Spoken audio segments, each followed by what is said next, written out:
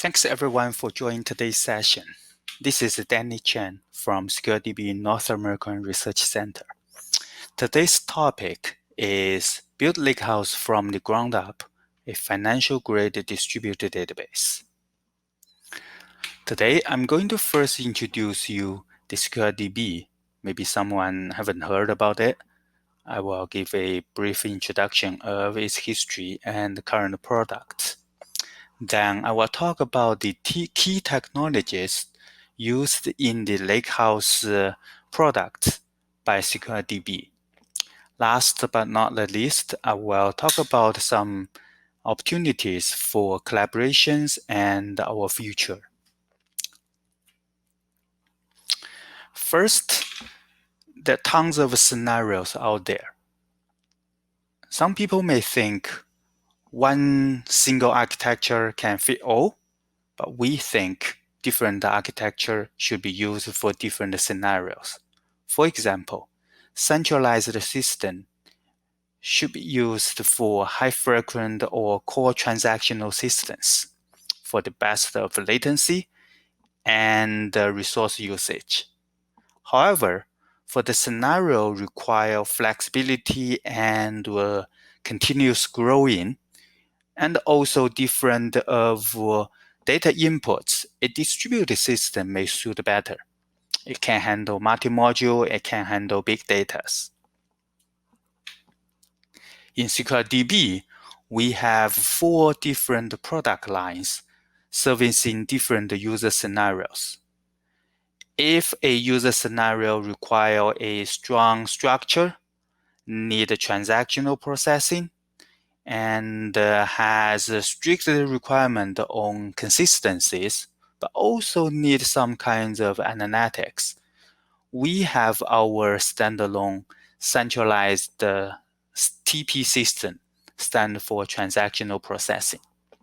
However, more scenarios do need a cloud native infrastructure so that it can be running on any cloud vendors and reuse some of the cloud components.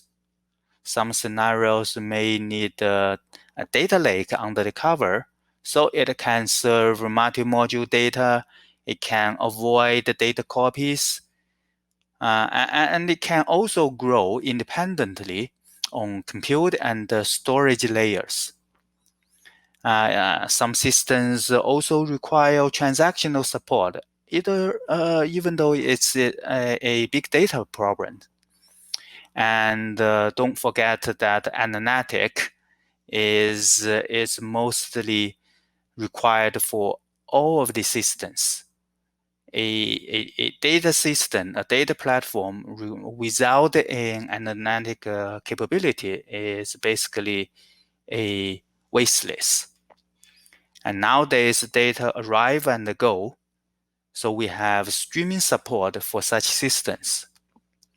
SequoiaDB provides 3 products for all different scenarios. For example, SequoiaDB stands for Data Platform, addresses the cloud-native big data lake scenario. SequoiaCM addresses multiple module systems, and the doc supports transactional systems and storage compute separation. We see so many products. It's kind of overwhelming for customers. Which one to use? How do we manage it? Don't worry. SequoiaDB provides a one-shop SequoiaDB Cloud to manage and deploy all of the different services or products on public cloud, private cloud, and hybrid cloud systems. Now let's dive into SequoiaDB's history. SequoiaDB has been widely adopted by over 100 banking customers. It starts really early. Back in 2011, it started research on distributed systems and has been stay focused on the data platform for the last 10 years. and it has started the transition from data lake to lake house. A product without a customer basically means you have no proof. SequoiaDB got customers running in the production system for years. The longest production system has been there for 7 years. You might think 7 years is a short period of time, but for IT industry, if any product can survive 7 years, that means there is something unique or within the product. And if we look at the data volume, the biggest cluster hosts over 1 trillion records within a single cluster. That is a true big data system. Let's break it down. How SequoiaDB continuously evolving from data lake to a lakehouse architecture. In 2011, SequoiaDB produced the first prototype based on native distributed architecture. In 2013, with version 1 to version 2, SequoiaDB provides a commercial release which has been widely used since then in finance sector. It supports both SQL, NoSQL, and object store. Also support multi-module. From 2015 to 2021, SequoiaDB announces version 3 to end version release 5, which are built on top of a lakehouse architecture, has been largely adopted by cross industries. There are over 100 banking customers in finance sector. It deals with real-time analytics system, and most importantly, it also supports cross-engine transactional support. What do we think about start early? So SequoiaDB actually grow with many other global tech leaders. From 2011, it starts the research. 2012, we see that Snowflake, Databricks are founded. Google published its Spanner. And in 2013, just a year later, SequoiaDB announces commercial release. And after that, Raft protocol is published. Actually, SequoiaDB, inside SequoiaDB, it used many similar technologies even before Raft protocol was published. And since 2015, there are lots of other vendors start looking into distributed database domain. And so for big data, a large scale, huge volume is its typical capability. So we see many large-scale customers with over 10 billion records stored in their SequoiaDB system. The single cluster containing the largest amount of data are 1.2 trillion records. And the largest cluster, single cluster, contains over 300 hosts. It's lots of storage in the system. A product without a stable running is just a joke. So SequoiaDB has been running in the production system for over seven years, and many of the customers has been running it for the last 4 years without any major instance. And we see those customers are still growing. Probably they will reach 1 trillion records very soon as well. We can see these name boards, tons of banking customers. So the dimension of our customer base coming from state-owned banks, commercial banks, stocking, and insurance companies. If you look at it from scenario angle, it has a lakehouse scenario, operational system, transactional system, and the content management systems. If you look at the industry, SequoiaDB starts with the finance sector, one of the most challenging sectors, industries. After we conquered these finance sectors, it's easy for us to move into energy sector, telecom sectors, and many government agencies as well. A common case for them is they all host a huge amount of data. So that's where we live. Currently, there are over 200 team members globally. We have our headquarters in China, Guangzhou. It has a core R&D team. We also have about 10 services centers across mainland China and huge customer bases, as we have talked about. We also have our North American research lab in Toronto. We have many members coming from many other tech leaders like IBM, like AWS, Oracle, and Huawei. We have accumulated very deep technologies.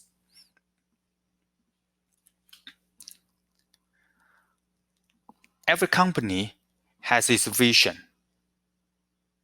And here I'd like to share our vision in database. When we look at the data, what we found is over 70% of the new data volume are coming from new businesses. So it's basically innovation drives growth. We also found that for the faster changing world, a flexible and elastic system is a foundation for any application, for any data platform. So we have come into conclusion that compute storage separation and asset support is the foundation for a good data platform. Diversified business required multi-module. That's common sense, straightforward. And this is why lakes become the base of a large-scale system. Last but not least, agile analytic well accelerates innovations because time is critical. We cannot wait.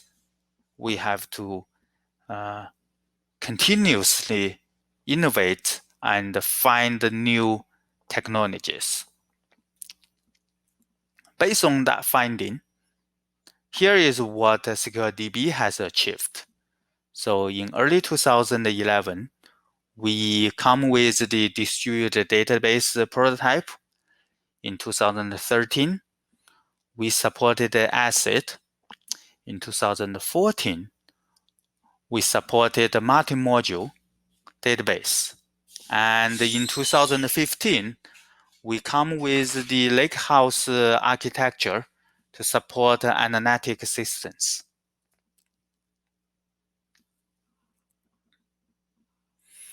Throughout the last 10 years, we practice and we have a huge amount of technical accumulations. We come up with 4 scenarios commonly seen from our customers.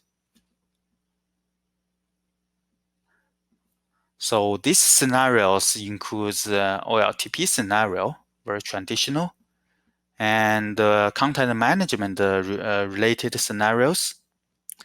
We do see that customer need to handle real-time data, provides online services at near real time as well. Last but not the least, a lakehouse with online operational support.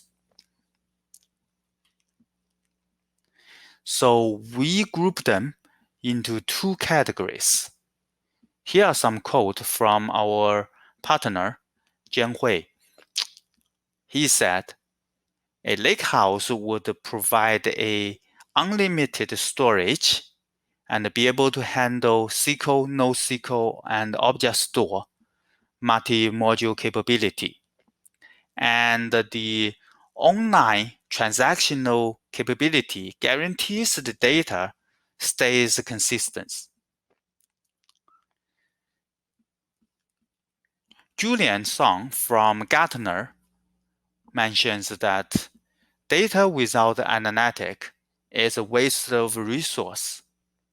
And analytics without the data is just nothing. Based on this lakehouse architecture, in 2021, SequoiaDB announces 4 product lines. But all of the products were building in on top of a single core SequoiaDB distributed database. And they are SequoiaDB DP data platform, SequoiaDB TP transactional database, SequoiaDB CM content management, and SequoiaDB doc document database.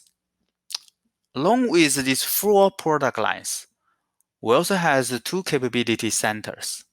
On the left is Secure Admin Center, SAC, and Secure Cloud Center, SCC. We talk a lot about the company's history, company's product. Let's dive into some technology details. So I'm going to share with you about our storage separation, storage compute separation technologies, our multi-module lake, our operational processing, augmented analytics, and serverlesses. All of these technologies are currently used in our lakehouse architecture. So first, compute and storage separation. A traditional database like Oracle, MySQL has been there for over 30 years.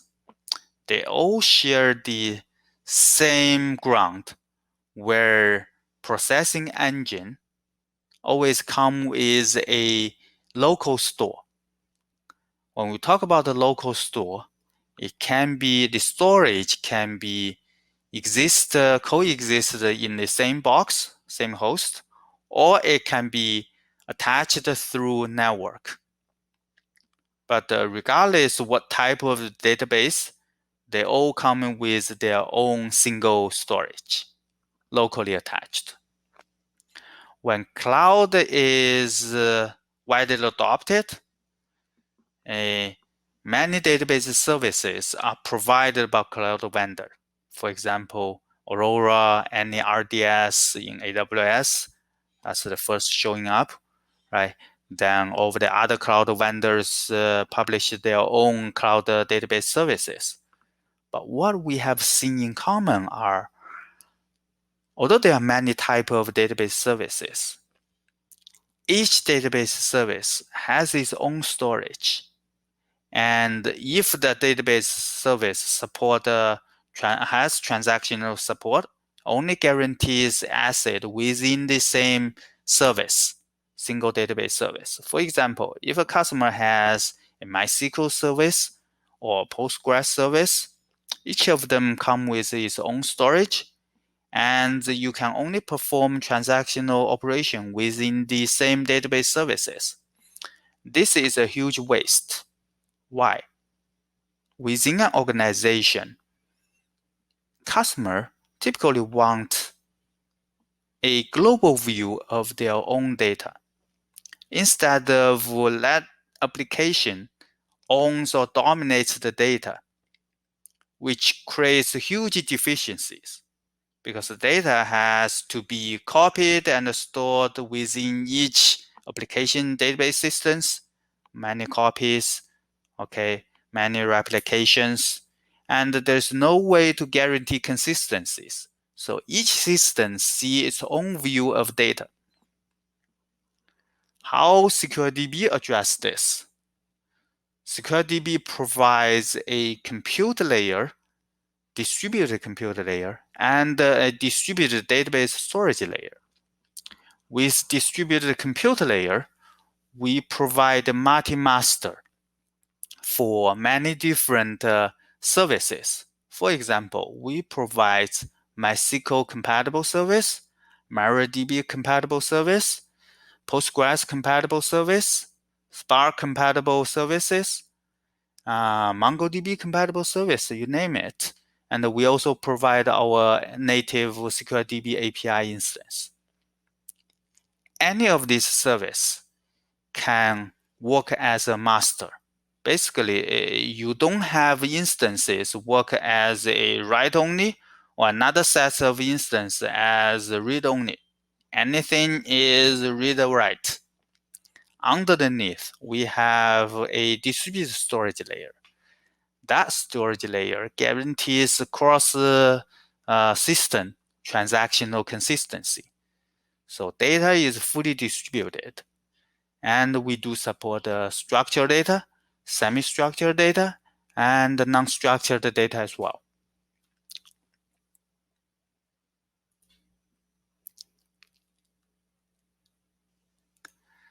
Now let's talk about the lake. Okay, so for SequoiaDB, how we store the data within our system. As we talk about, we do support structured data and semi-structured data. Many other systems, if you look around for distributed system, you come across a key value store. Most significant ones are coming from a LSM tree-based variance. SequoiaDB didn't use a LSM tree-based key value store. It used a binary JSON store. Okay, we call you may know it as BSON. So we use it to store our structured and semi-structured data. And we manage data in 3 layers. It has a file layer. It has an extent layer. And we also manage it as a document layer. SequoiaDB also provides compression at file level or at a document level. With data, we also provide up to 16 indexes support for a single document. The indexes can be a simple index or complex index, and they are stored in a B-tree structure on disk. For non-structured data, we use a data format called LOB to store them, large object type. And we have LOB-M stands for LOB management data, and LOB-D stands for LOB data. Basically a data and metadata. When a large object is loaded into system, SequoiaDB will automatically divide them into many slides. Okay, many small slides are distributed, hash and distributed across the system. And so when they are used, we first use the metadata from LOB-M, and we figure out where each slides are, and then we run the I/O concurrently on many different partitions at the same time, and then we assemble the data and return to user. You can imagine this is a way we can parallelize over the I/Os and the storage at the same time to reduce the latency.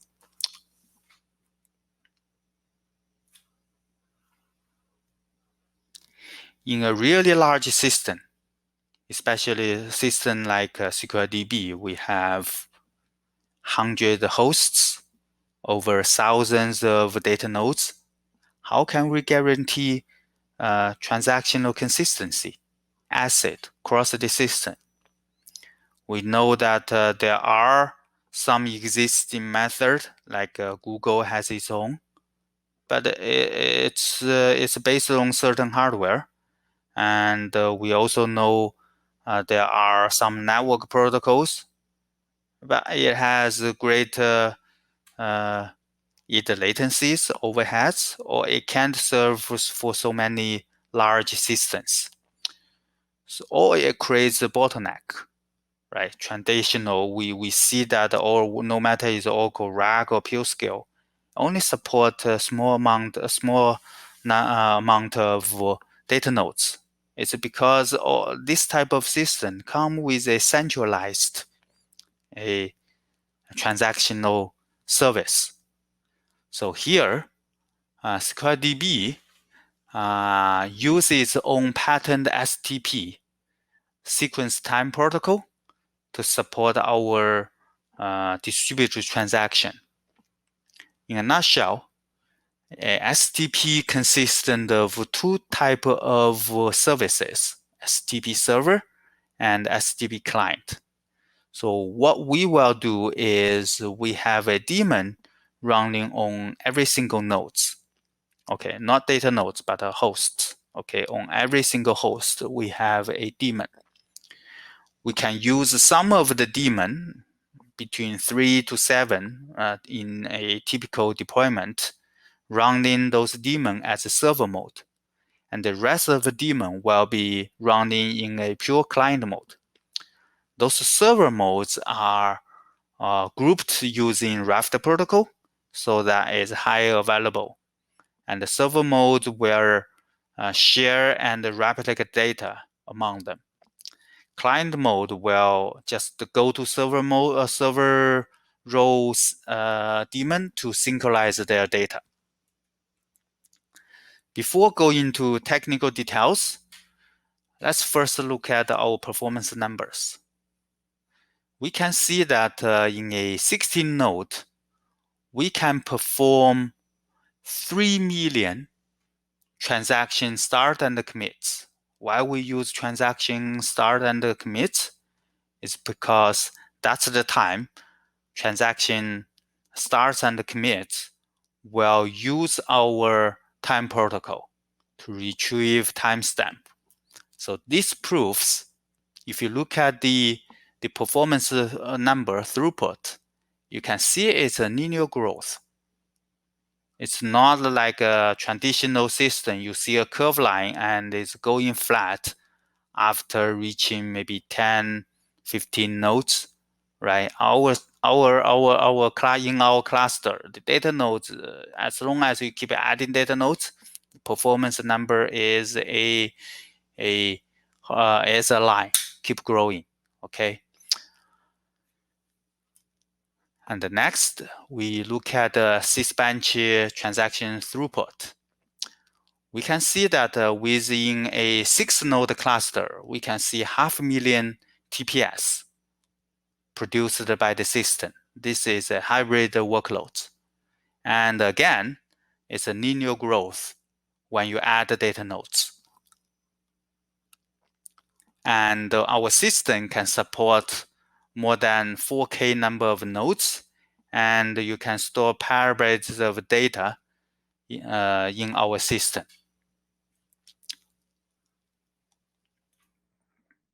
Let's dive a little bit under the hood. So with STP, there are 5 important concepts. First is timestamp.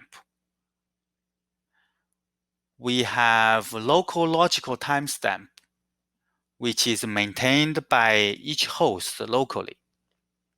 Okay, within a single host, there could be multiple data nodes or different type of nodes. All those nodes are sharing the same local logical time from this LLT. It's the local logical time is produced by STP, either client or server.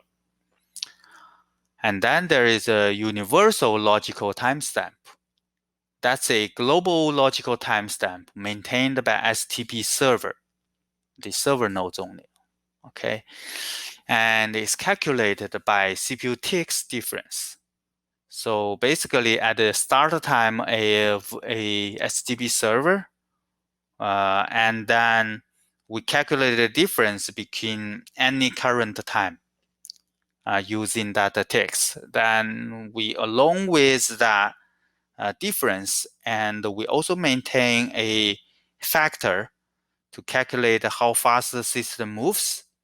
We may adjust it differently based on the global system and the local CPU, basically the crystal ratio.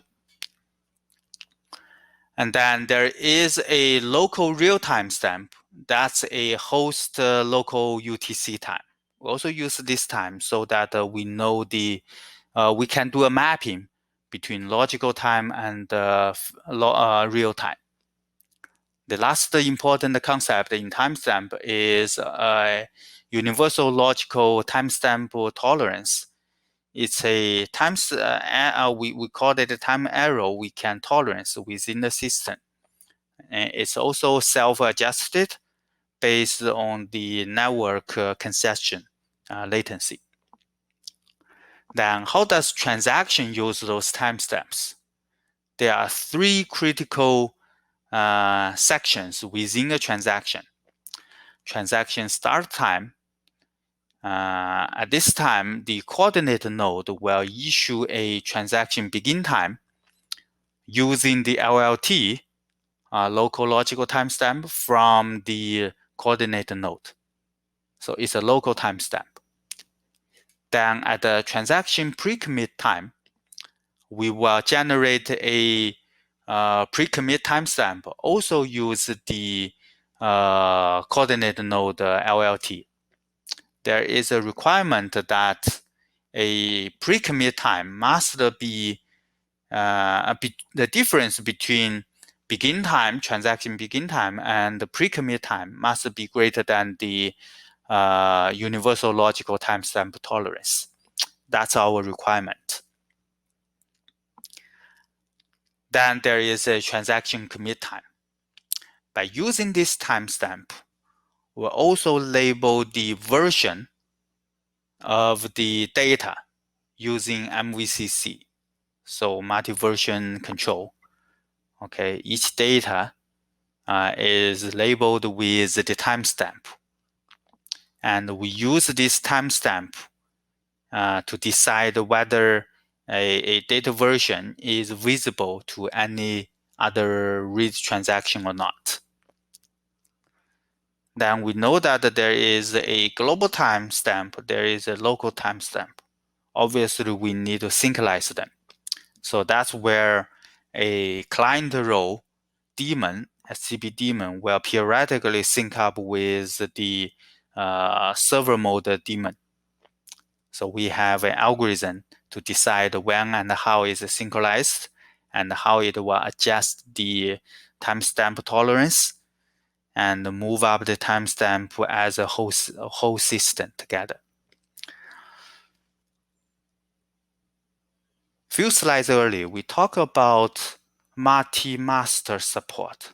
Basically, any data engine comes in, connects in, can work as a master. So we know that the transaction begin time are retrieved locally within the coordinate node. So there is a chance that the timestamp issued by each local coordinate node might collide with each other, or their difference is within that timestamp tolerance. So we created an arbitration method when the transaction begin time is really close to the transaction commit time. So we keep the result from the arbitration long enough so that when transaction come and try to read the same piece of data again, they can reuse the same result, guarantee the repeatable read isolation.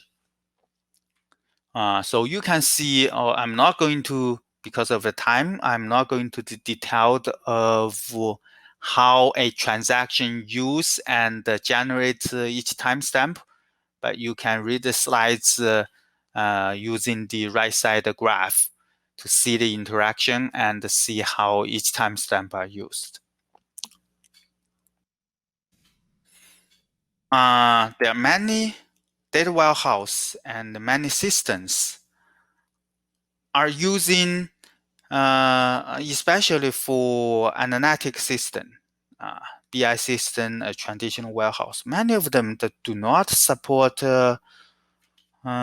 transactions. But this is a scenario we have seen in the past that especially in finance sector, even though they are running analytic workload, they still want to see a consistent view of their data. A transaction should not see a changing data, okay, at the time when transaction starts. It's very typical, especially with the streaming system, continuously ingest data into the system.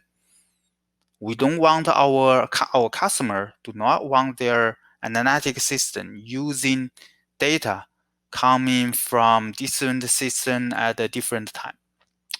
That's why we have the concept of augmented transaction. Okay, I'm not going to go to the example. The example is very simple. A committed transaction can be seen by the transaction query start after transaction commit. But if a query starts before the commit, it will only see the old version of data.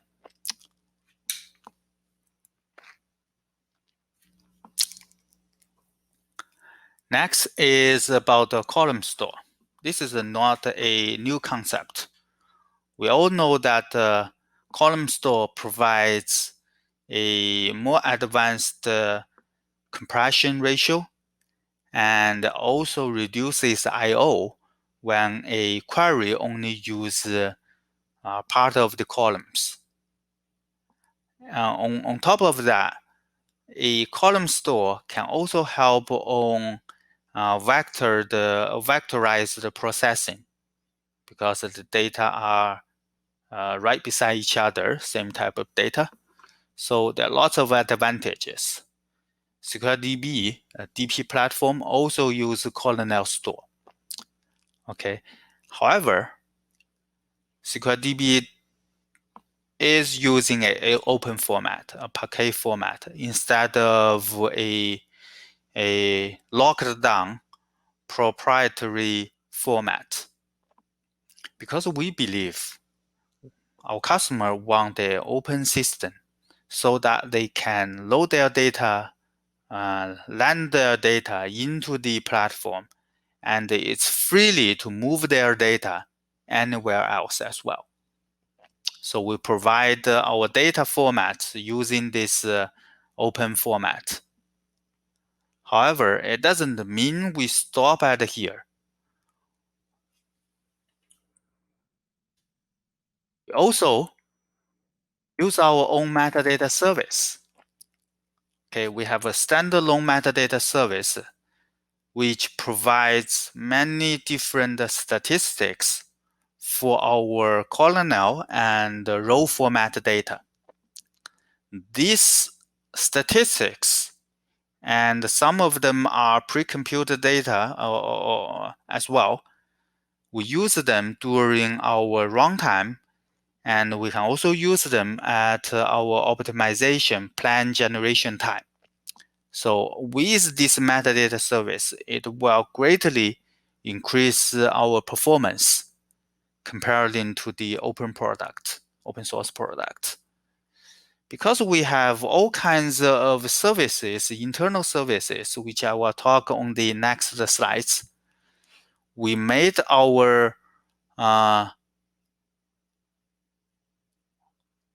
product serverless. And we talk about the micro partitions. Many people were thinking, okay, with a huge Parquet format, how do we support multi-versionings? The key technology we use is micropartitions. We have found that we need a balance between the partition size and the metadata as well.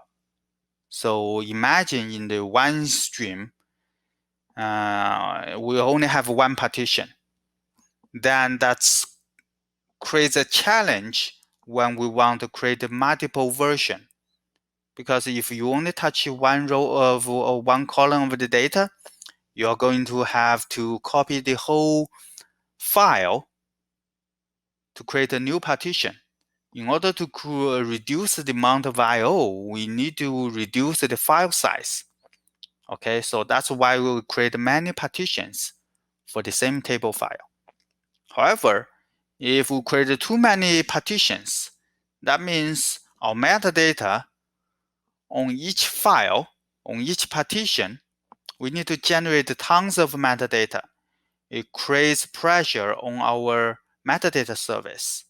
Okay, we need to maintain the amount of metadata throughout certain lifespan of the file. So a good balance we found is around 100 megabytes.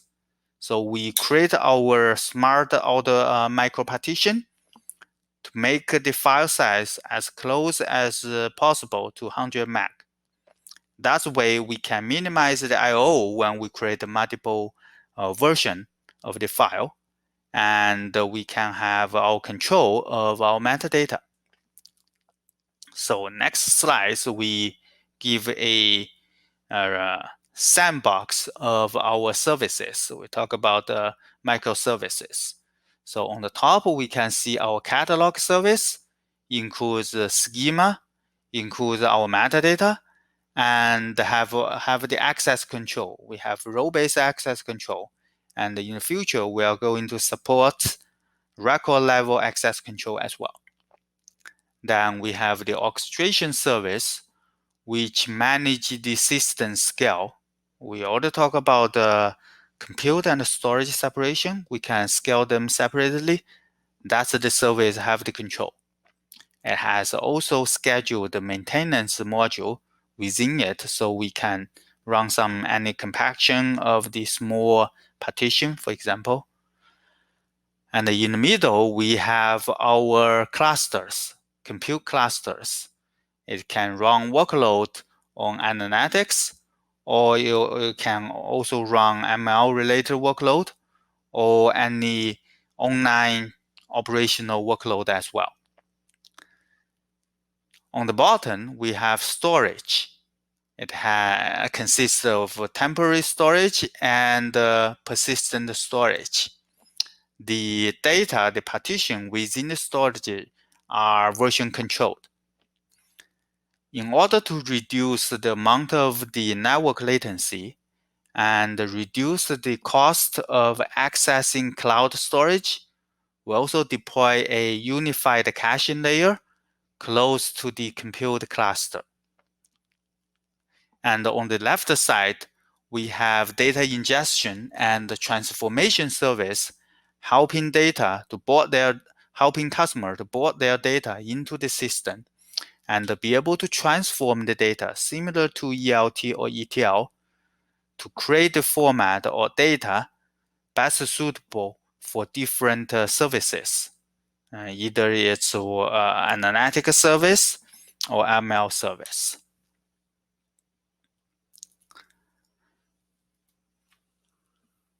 So with this serverless deployment architecture, we can easily deploy our system in public cloud, private cloud, and hybrid cloud. There's no dependency on the infrastructure.